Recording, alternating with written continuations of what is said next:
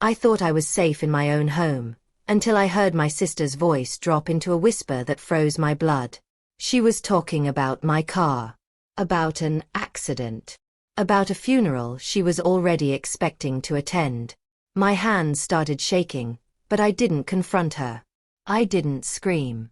I slipped away unnoticed, carrying a secret that could cost me my life. What they didn't know was this. I had heard everything, and I was about to turn their plan against them in a way they would never recover from. I came home earlier than expected that afternoon, the sky still bright enough to make everything look ordinary.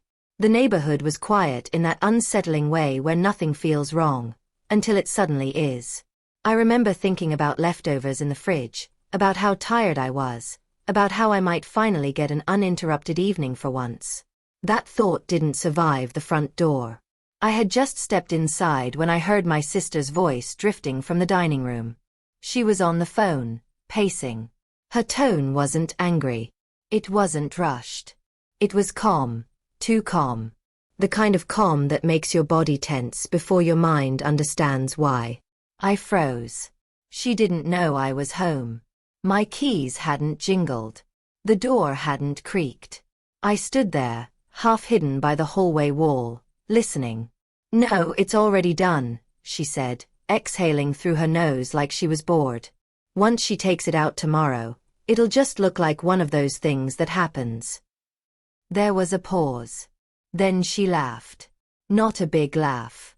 A short one. Dismissive. "Yeah. You'll hear about it soon enough." My chest tightened. Another pause. Her voice dropped even lower. "See you at her funeral." For a split second, I thought I'd misunderstood. That my brain was filling in something horrible that couldn't possibly be real. I waited for her to clarify, to backtrack, to say anything that would undo what I'd just heard. She didn't. She ended the call, tossed her phone onto the table, and walked toward the kitchen. I stepped back silently, my entire body buzzing like it had been plugged into something too powerful. I didn't scream. I didn't confront her. I didn't even breathe properly. I turned around, opened the door as quietly as I could, and stepped back outside into the daylight like nothing had happened. Only when I reached the sidewalk did my hands start to shake. I walked to my car slowly, deliberately, as if any sudden movement might shatter whatever fragile control I had left. My heart was pounding so loudly I was sure she could hear it through the walls. Funeral. Tomorrow. I sat in the driver's seat and stared at the steering wheel without touching it. Everything I'd brushed off over the past few weeks came rushing back all at once. Her insisting I drive the newer car instead of my old reliable one. Her volunteering to borrow it, when hers supposedly needed work. Her strange fixation on my schedule. The way she'd casually asked where I planned to go that weekend. I pulled out my phone and didn't hesitate. I didn't call the police. Not yet. I didn't call my sister back. I called someone I trusted, someone who didn't panic easily and never dismissed my instincts. "Leah," I said the moment she answered. "I need you to listen very carefully. And I need you not to interrupt me until I'm done." People always assume betrayal comes from nowhere. Like one day someone just wakes up cruel. That isn't how it happens. My parents raised us to be close. We grew up in the same house, shared rooms, shared secrets, shared the kind of childhood that people describe as solid. No scandals. No abuse. No dramatic rifts. Just two daughters, two parents, and a life that felt predictable in the best way. Then my parents died within months of each other. Not violently. Not suspiciously. Just gone. One illness, one complication. And suddenly my sister and I were standing in a lawyer's office trying to process paperwork while still wearing grief like a second skin. They left behind assets. A house. Some investments. A business they'd built carefully over decades. And they left instructions. I was named executor. Not because I was the favorite, but because I was practical, organized, cautious. My sister Mara was charismatic, impulsive, and deeply allergic to the word no. My parents had loved that about her when it was harmless. They didn't love it when it came to money. At first, Mora said she understood. At first. Then came the comments. You really don't trust me with my own inheritance? Why do I have to ask permission like a child? If Mom were alive, she wouldn't want this. They were small remarks, always wrapped in humor or frustration. Easy to excuse. Easy to forgive. Until they weren't. Mora's life had always been louder than mine. Bigger plans. Bigger risks. Bigger promises. And bigger failures that somehow always needed rescuing. She married quickly. Divorced quietly. Jumped into ventures that sounded impressive until the numbers were examined. I helped when I could, but within limits. The limits my parents had very clearly outlined. That's when the resentment hardened. She stopped asking and started demanding. She stopped visiting without an agenda. And eventually, she stopped pretending she didn't hate the fact that I stood between her and what she believed she deserved. When she asked to borrow my car, I didn't think twice. It felt normal. Familiar. A sister helping a sister. When she returned it spotless and enthusiastic, I felt uneasy. Not grateful. Uneasy. Mora had never cared about my things. But I said nothing. Because I wanted peace. After I left the house that afternoon, I didn't drive home.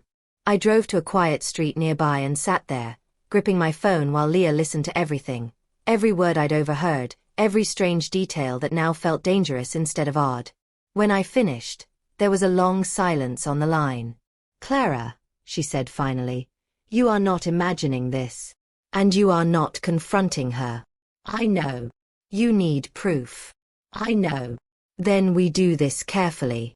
That night, I didn't sleep. I waited until after midnight before walking into the garage with a flashlight and my phone camera. I didn't know what I was looking for. I just knew I needed to look. I didn't touch anything. I didn't crawl underneath. I just filmed. Slowly. Methodically. And what I saw was enough. Enough to make my legs go weak again. Enough to confirm that the calm voice I'd heard that afternoon hadn't been exaggeration. By morning, I had a plan. And by the time my sister woke up, the car she thought would end my life was already on its way somewhere else. I didn't tell anyone else what I knew right away. Not my parents. Not extended family. Not even co-workers. The truth sat heavy in my chest, but I understood something very clearly by then. Once words leave your mouth, you lose control over where they go. And I couldn't afford chaos. Chaos was what my sister thrived in. So I stayed quiet. The morning after I overheard the call, I woke before sunrise and moved through the house like a guest in my own life. I showered, dressed, drank coffee I barely tasted, and watched the street through the front window while my thoughts stayed locked on one thing: control. Fear had already had its moment. Now it was my turn. I reviewed everything again: timestamps, recordings, images, written notes. I organized them the same way I handled financial audits at work. Clean, unemotional, precise. Not a story. A record. By mid-morning, the tow truck had already left my driveway. The car was no longer my problem. I didn't hear from my sister for hours. When the phone finally rang, it wasn't her number. It was her husband's. His voice sounded strained, clipped in a way I'd never heard before. No greetings. No pleasantries. Clara, he said, we need to talk. Now. I agree, I replied calmly. Come by this afternoon. There was a pause. She's with you, isn't she? He asked.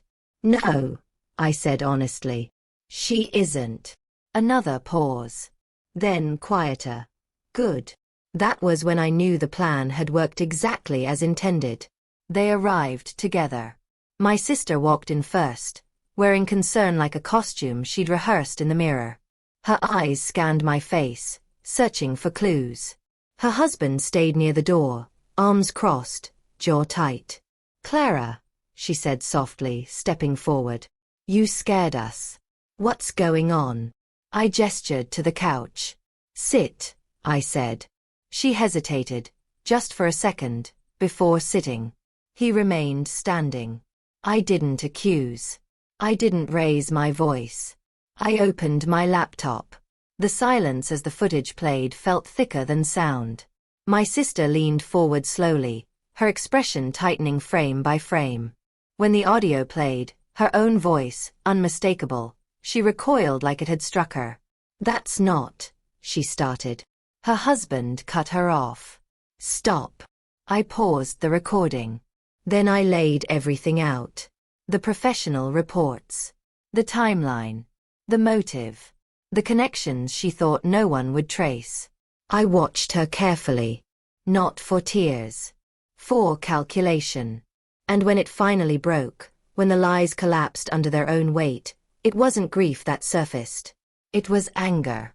You had everything, she snapped at me suddenly, standing up. You never needed it. You never struggled. You sat there deciding what I was allowed to have while my life fell apart. Her husband stared at her like he didn't recognize the person speaking. You were going to let her die, he said quietly. She turned to him desperately. It wouldn't have been like that. It would have been quick. Clean. An accident. I stood up then. That's enough, I said. My voice didn't shake. This conversation is over. My sister left my house in pieces. Her marriage didn't survive the night. Her reputation didn't survive the week. Her version of events didn't survive scrutiny. What followed wasn't dramatic in the way movies show. There were no shouting matches in public. No social media confessions. Just quiet consequences stacking one on top of another. Her husband moved out within days. Lawyers started calling. Mutual friends stopped returning her messages. And then the authorities stepped in. I gave my statement calmly. I handed over documentation cleanly. I answered questions directly. There was no revenge in my tone, only truth. The investigation uncovered more than I expected. Financial issues. Hidden debts. Conversations that revealed intent far beyond a single moment of desperation. I learned that when someone believes they're owed something badly enough, they stop seeing people as people. They start seeing obstacles. I had been an obstacle. The legal process moved steadily. Not fast, but inevitably. My sister's fear finally became visible when she realized I wasn't going to intervene. She called me once from a blocked number. I didn't answer. She wrote letters. I didn't read them. I understood then that mercy in this case would have only prolonged the damage. A year later, my life looks ordinary again. And that's the most extraordinary thing about it. I wake up without dread. I drive without second-guessing every sound. I make plans without checking who might be angry about them. Peace didn't come from winning. It came from surviving. It came from choosing clarity over denial. From choosing evidence over emotion. From choosing myself when someone else decided I was expendable. Family doesn't get a free pass to harm you. Silence doesn't keep you safe. And trusting your instincts isn't paranoia, it's self-respect. If you're listening to this and something in your life feels off, don't explain it away. Don't minimize it to preserve comfort. Ask questions. Document answers. Protect yourself. Because sometimes the most dangerous people aren't strangers. They're the ones who know your routines.